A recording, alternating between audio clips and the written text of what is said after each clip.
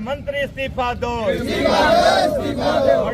मणिपुर के हत्यारों को फांसी दो, मणिपुर के हत्यारों को फांसी दो, मंत्री इस्तीफा दो, इस्तीफा दो। मणिपुर हिंसा को लेकर कांग्रेसियों ने निकाला कैंडल मार्च, किया विरोध प्रदर्शन।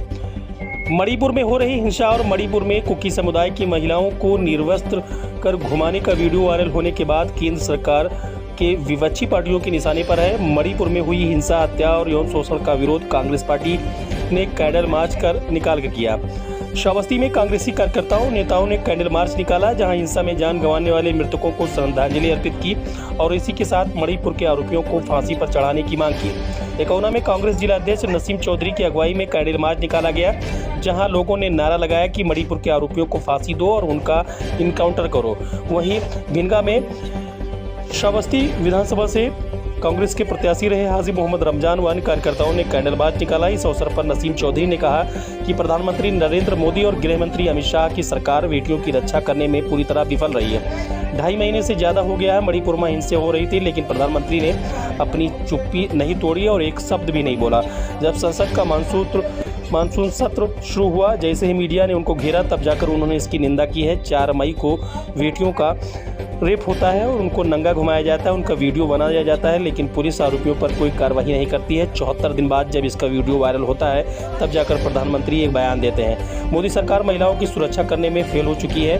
कांग्रेस कार्यकर्ताओं का कहना था कि उनकी मांग है, कांग्रेस पार्टी की मांग है कि आरोपियों को तत्काल फांसी पर चढ़ा देना चाहिए। इसी के साथ प्रधानमंत्री नरेंद्र मोदी व गृह मंत्री अमित शाह को तत्काल इस्तीफा दे देना चाहिए। वहीं क्योंकि इसकी चर्चा पूरे भारत में ही नहीं बल्कि विदेशों में भी इसकी चर्चा हो रही है, जिससे भारत की छवि धूमिल हो रही है। वहीं कांग्रेस पार्टी के कार्यकर्ताओं व पदाधिकारियों ने कैंडल मार्च निकालकर जमकर केंद्र सरकार के खिलाफ नारेबाजी की और इस दौरान कैंडल जलाकर श्रद्धांजलि भी अर्पित की। ये तस्वीरें एकौना क्षेत्र की हैं, जहां पर कांग्रेस जिलाध्यक्ष नसीम चौधरी, तो वहीं दूसरी तस्वीरें भिनगा की हैं, जहां पर श्रावस्ती से विधानसभा प्रत्याशी रहे कांग्रेस के व पूर्व विधायक हाजी मोहम्मद रमजान के नेतृत्व में कार्यकर्ताओं व कांग्रेस के अन्य पदाधिकारियों ने कैंडल मार्च निकाला और फिर आरोपियों को जल्द ही फांसी देने की मांग की। उनकी मांग था कि ऐसे आरोपी को देश में रहने लायक नहीं है, उन्हें तत्काल फांसी दी जाए। जानना चाहता हूं कि जो भारतीय जनता पार्टी के लोग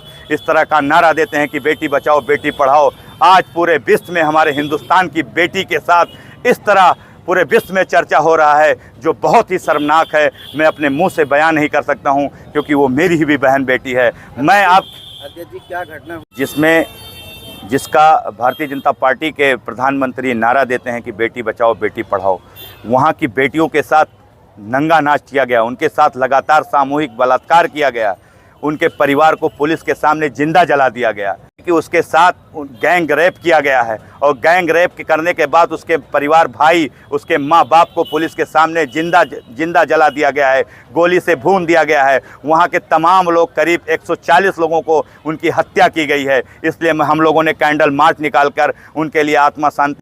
मांग हमारी ही नहीं पूरे देश की है और हर आधी आबादी की है कि हमारे देश के प्रधानमंत्री बिल्कुल निरंकुश हो चुके हैं और उनको अपने पद से इस्तीफा देना चाहिए, क्योंकि वो अब इस देश को चलाने की स्थिति में नहीं है।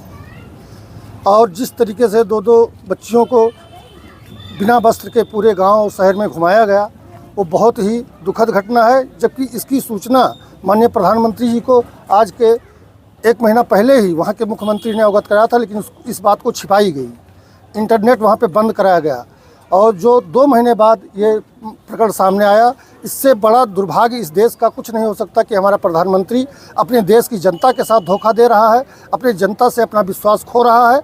और ऐसी स्थिति में इनको जो है राष्ट्रपति महोदय को इस देश में राष्ट्रपति शासन लगा देना चाहिए, अन्यथा की स्थिति में ये देश जल रहा है और आगे चल करके अगर ऐसे ही रहा तो बहुत ही भयावह स्थिति होने वाली है। जो आरोपी हैं वो गिरफ्तार हो चुके हैं, क्या मांग करते हैं आप लोग?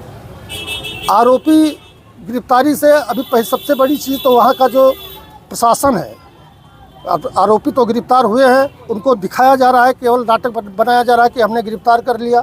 अभी तक कहाँ थे? 2 महीने पहले जो घटना घटी, आज आप तत्काल आपको कैसे पता चल गया कि यही आरोपी है?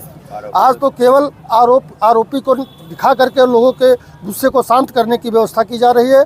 और आरोपी अगर वो है तो उसको सरेआम चौराहे पे खड़ा करके गोली मारना चाहिए।